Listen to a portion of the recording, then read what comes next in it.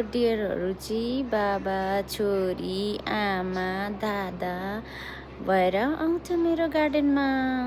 Every year आउँछ। अनि अब त स्नो पर्न आँटिसक्यो सबै गार्डनको पनि यिनीहरूले खाएर खाएर सिद्धिसक्यो। मेरो फुलहरू पनि खान्छ। अन्त अब हिउँ पर्न लाग्यो नि त, अनि फेरि आउँछ अलिअलि त्यो रफहरू नि खाएर जान्छ। अनि म चाहिँ खानु दिन्छु यिनीहरूलाई। आज चाहिँ उसको मम्मी र बाबा चाहिँ लस्ट भएछ हो, हराएछ। अनि हेर न खोजिरहेको छ।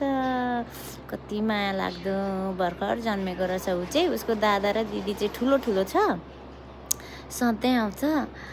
थ्याङ्क यू फर वाचिङ मेरो भिडियो।